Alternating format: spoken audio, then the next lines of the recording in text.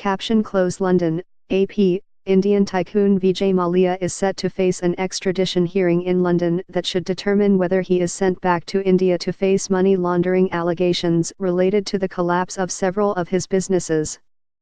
The Westminster Magistrates Court hearing, which begins Monday and is due to last about 8 days, will be widely followed in India, where Mallya is known for his flashy lifestyle and lavish parties attended by fashion models and Bollywood stars. Mallya, who denies the allegations, was once hailed as India's version of British entrepreneur Richard Branson for his investments in a liquor company, an airline, a Formula One team and an Indian Premier League cricket club. In November, he called the allegations baseless and fabricated. Asked by reporters outside the courthouse why he didn't return to India to answer the charges, he snapped back, "That's none of your business."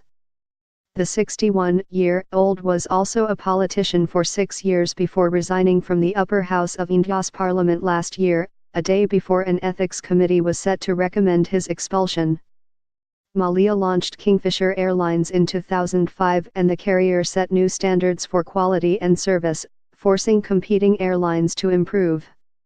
But it ran into trouble as it expanded.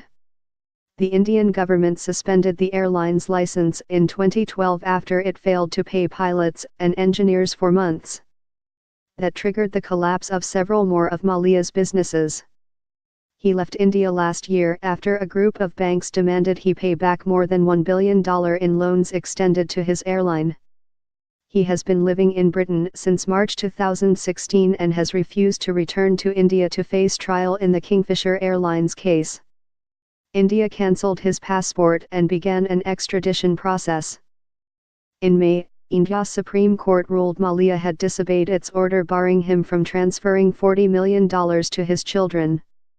Gurcharan Das, a New Delhi author and former chief executive of Procter & Gamble India, said Mallya was an excellent salesman who built a great brand that included one of the nation's favorite beers and a high-performing airline. He said that Mallya, like many others, tried to expand too quickly, buying a no-frills airline that wasn't a good fit with his company. He said Mallya's political connections have made him a national symbol of the perils of crony capitalism. "I see it as a bit of a tragedy. He is somebody who had quite outstanding talents," Das said. What hurt him was his flamboyant lifestyle. He didn't bother to hide it. He flaunted it that, too, in the public imagination has made him a villain. He said Mallya kept up to a dozen homes with full staff as well as buying private jets and yachts, all in a poor country where most rich people tend to hide their wealth.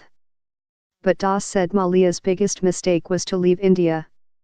He should have just toughed it out here, Das said. There are a number of other businessmen who owe far more money to the banks than he does. He just got scared and skipped out. Mallya has argued that Britain has long been a second home for him.